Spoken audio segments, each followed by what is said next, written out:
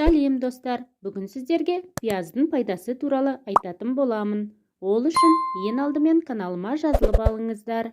Көзден жас ағызатын пияздың тағам дәмін кіргізумен қатар емдік қасиеті де бар екенін көпшілік біле бермейді. Пияздың шыққан жері қиыр шығыс.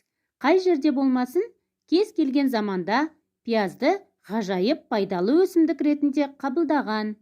Ертеде римдіктер мен гректер пиязды жауынгерлерге күш және батылдық беретін, әрі жарақатты жазатын, шипалы, қасиетті, күшті өсімдік деп есептеген. Олар пияздың бір түріне жеңімпаз деп ат берген.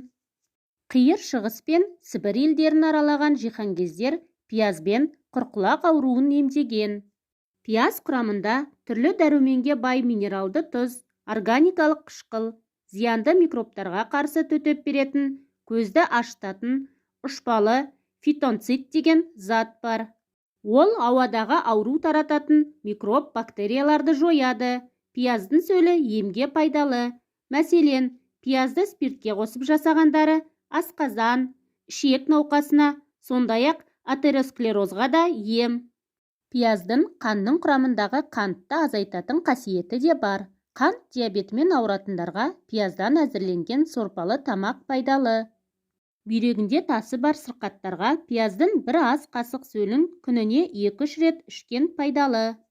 Біреулер мұрнынан су ағып тамағы қызарып ауырған кезде пияз сөлін тамызады. Бұл дұрыс емес. Себебі қызарып бөртіп тұрған сілекей қабығын пияз сөлі одан әрі асқындырып жібереді.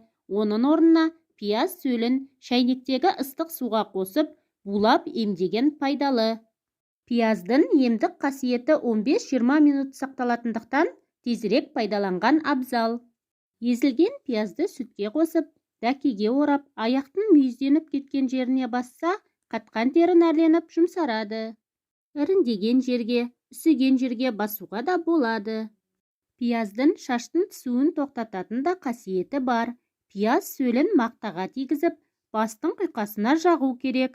Сондай-ақ, пиязды үккіштен өткізіп, оны басқа жағып, сыртынан танып қою керек. 1,5-2 сағаттан соң жылы сумен шайып жібереді.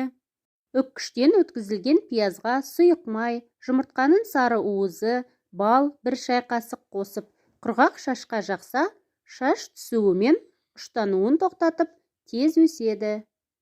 Апельсин мен лимонға қарағанда пияздың құрамында аскорбин қышқылы көбірек.